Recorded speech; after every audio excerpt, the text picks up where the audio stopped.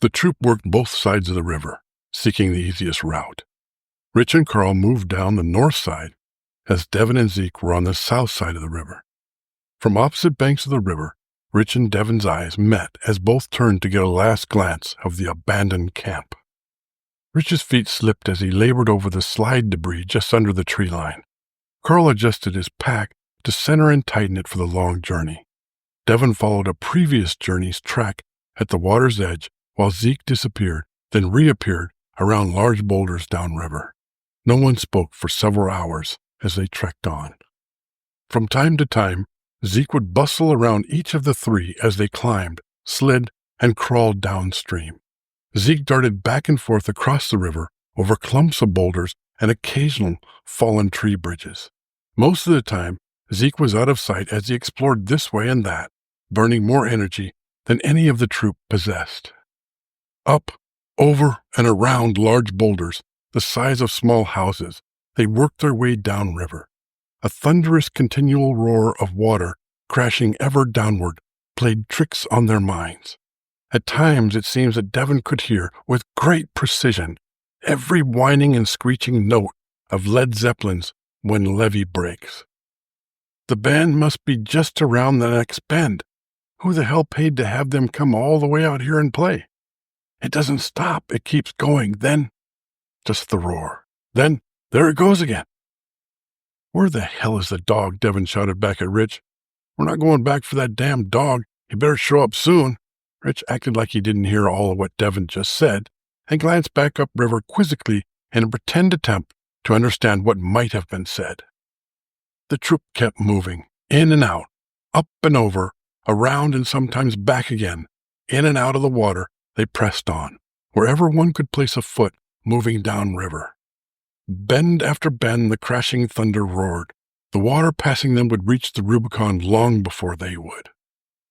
The river turned right, fell ahead for some time, then turned left, went bumpy for a time, then turned right again. Straight shot for 100 yards, never more. The river bent this way and that, ever falling, ever rolling, crashing on. The walls were cement gray with deep cross-cut quartz veins and smooth-hewn vertical folds. At times, no trees were visible, only the rock face, boulders, round rocks in every size, sand in the crashing, frigid water, all baked in the stifling heat of over 105 degrees. 100 yards ahead, there appeared to be a wall. The river seemed to end. This was no subtle turn. If anything, this was a sheer 90-degree turn without any indication of which way it was actually turning. The wall went up straight from the river a couple 100 feet. From 100 yards back, the steep incline of the canyon slope could be seen above the gray sheer rock face, rising to heaven in green and reddish-brown hues. As Devin approached the wall at river level, something was different. The roar of the river seemed to be calming down. Devin was 50 feet ahead of Rich, who was making his way along a perch about 40 feet above the water. They made pointed hand signals to each other at what appeared to be a pool just ahead.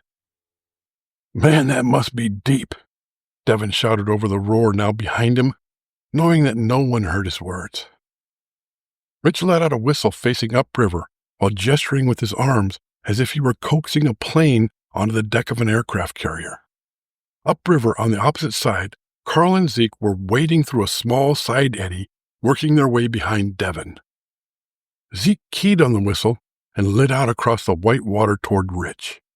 Carl tried to catch Zeke before he jumped, to no avail. The current quickly swept Zeke downstream. He continued facing the opposite bank with a determined look, head above the water, as the water drove him faster up, over, and through the crashing mix. Rich quickly made his way down to the water's edge, vectoring his approach to meet Zeke. Carl started across the river and was swept in after Zeke. Carl's scream could not be heard over the roaring white water. Rich yelled out, "Hang on!" as he vaulted his way down. "That damn dog!" Devin muttered as he worked himself out into the water to catch Zeke.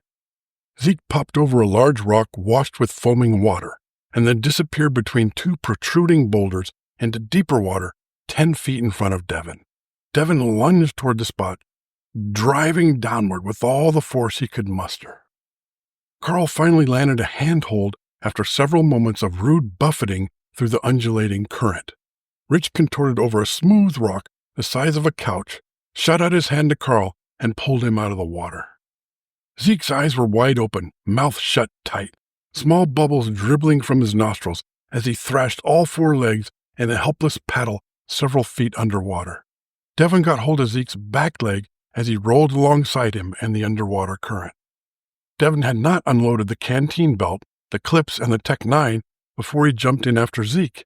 All this, wet clothes, shoes, and a frantic dog, weighed heavy as they swirled along the rocky bottom. Then Devin, with a bear hug around Zeke, slammed into a large rock at the side of the river, some 20 yards downriver from where Devin had jumped in. Devin's feet kicked at the loose bottom while he grappled with Zeke to extricate him from the cold rushing water. Zeke's claws dug into Devin's chest and shoulder as he climbed over him and out of the water. Zeke rocketed out and away from the water as if in fast motion, while Devin struggled to pull himself and his wet gear out of the frigid rushing water. Rich was the only one not completely soaked. Only his boots, part of his chest and bottom of his pant legs were wet. Zeke seemed to realize this as he ran over to and thoroughly shook off in front of Rich. "Ah!" exclaimed Rich. "Nothing better than wet dog in the morning," mumbled Carl. "You got to keep your mouth closed if you don't want to swallow that nasty wet dog water," Devin joked as he walked up to Rich. Rich had a sour face, wiping his mouth in a circular motion with his sleeve. "I was just thinking that I was the only one who stayed dry," Rich replied, as he pursed his lips in quick, repetitive spitting gestures to clear wet dog hair from his mouth. "Whoa, look at that," Carl said, looking over Devin's shoulder. Carl realized the wall they had been approaching turned out to be a 90-degree turn in the river. This time, the water wasn't rushing around the bend. The water was deep blue to black. There were no ripples, no discernible motion. It looked like dark-colored, highly polished glass.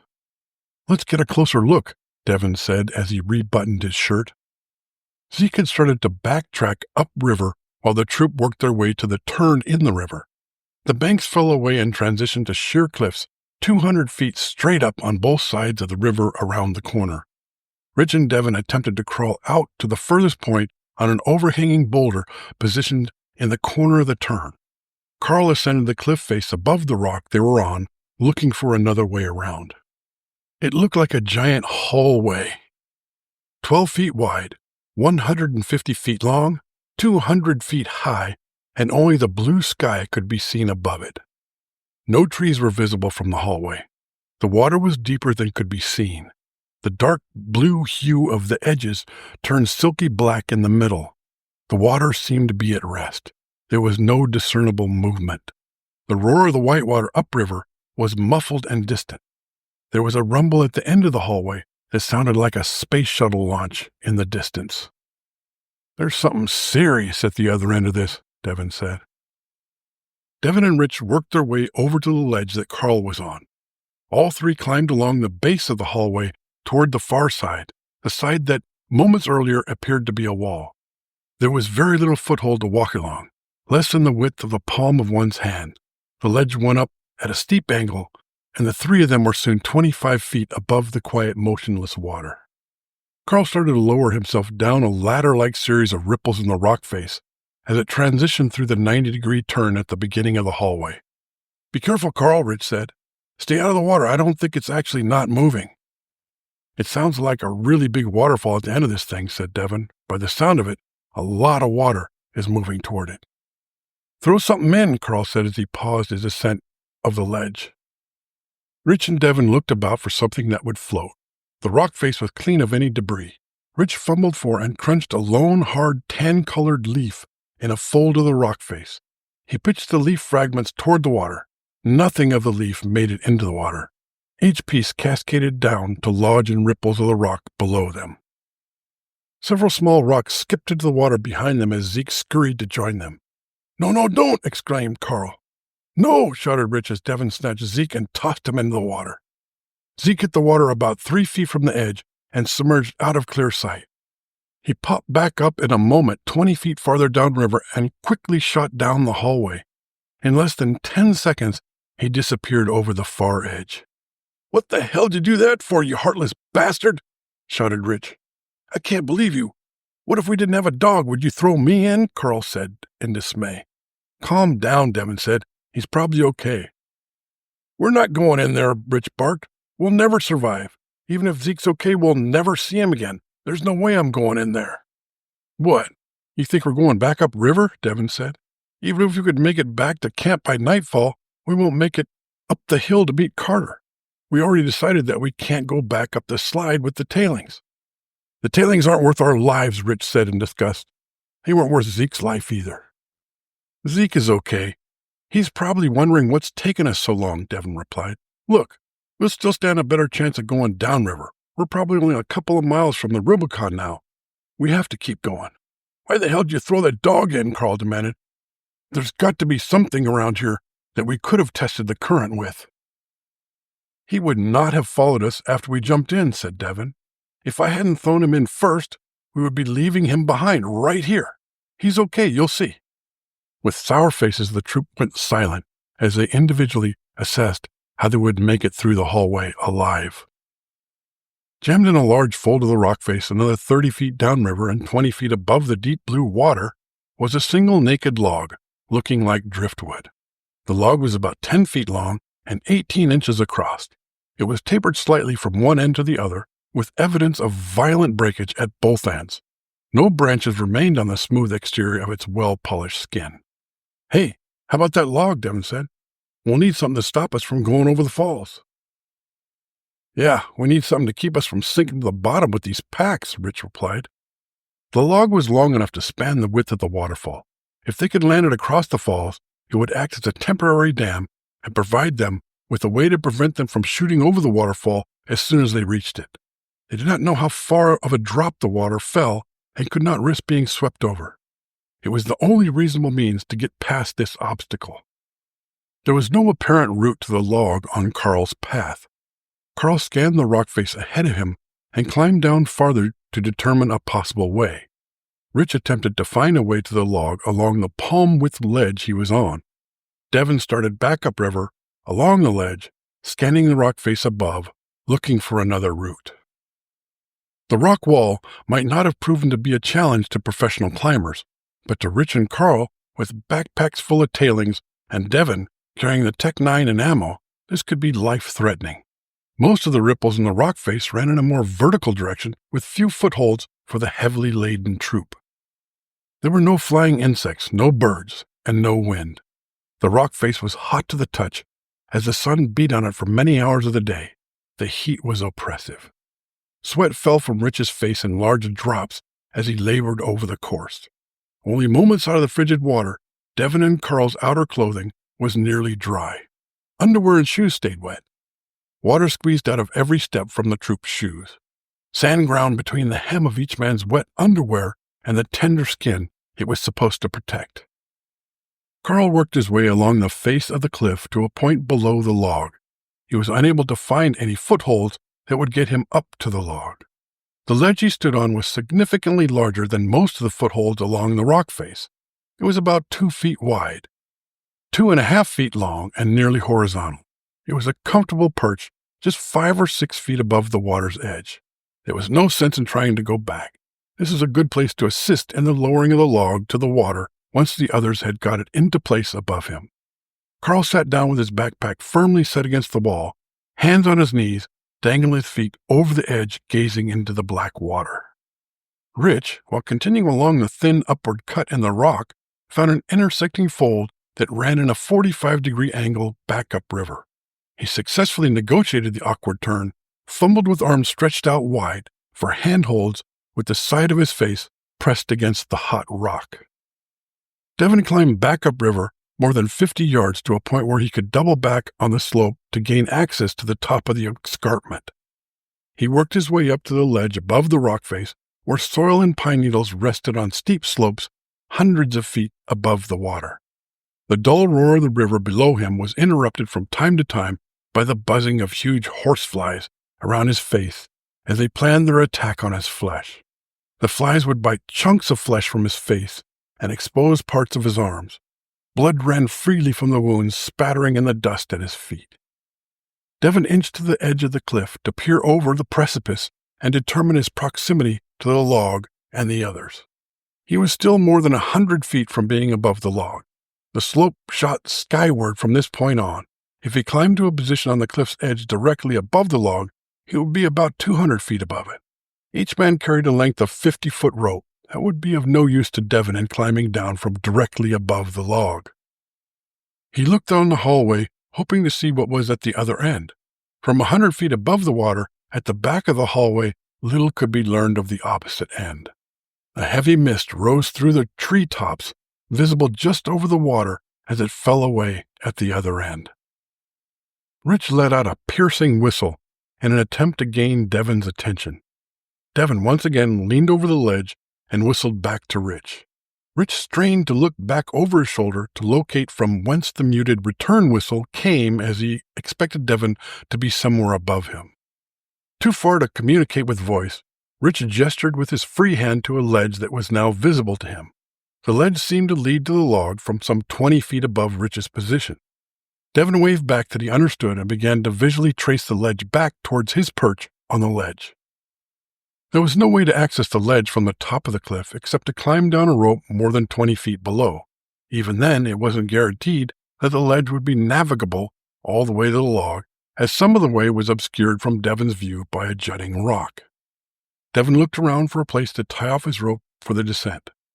One 3-inch diameter, sparsely branched fledgling pine tree protruded from a bluff almost 40 feet up the hill. With 50 feet of rope and 20-foot drop to the ledge, this would be tricky. Devin scurried up the slope and wrapped the rope around the pathetic trunk, tying a series of 3 half-hitch knots. He pulled hard on the rope, checking its security, then tossing the loose end toward the edge. Grasping the rope, he bounded down the slope, kicking great clouds of dry dust to the cliff's edge. He paused at the edge, tugging once more at the rope and looking over the side. The rope didn't come close to reaching the ledge. There was a good 10 feet of space between the dangling end of the rope and the first foothold. He pulled the rope back up the cliff to the slope where he stood and thought of using the strap off the Tech-9 to extend the length of the rope. The strap was only about 3 feet long, and part of that would be lost in tying it off. In any case, with no strap, he might as well leave the gun here. There was no way he could carry it without the strap, and they couldn't be without a gun downriver. He pulled off his shirt, twirled it into a makeshift rope, and tied one sleeve to the end of the rope and threw the rope over the edge again. The shirt extended the rope to within 7 feet of the ledge. That would have to do. Devin grabbed the rope firmly and backed over the edge, kicking dust and pine needles down the cliff face. His red, freckled shoulders rippled with tension as he slowly descended the cliff. Devin's toes stretched to touch the ledge as he reached the end of the sleeve of his shirt tied to the rope's end. He contorted for a moment this way and that, attempting to touch the ledge as he peered between his arms and chest down to his intended landing. Both feet found a perch, and he let go of his shirt and spread his hands out to find handholds. Rich drew a long-awaited breath as he saw that Devin had completed his descent. Rich had climbed to within 10 feet of the log at the same height above the water, but could go no further.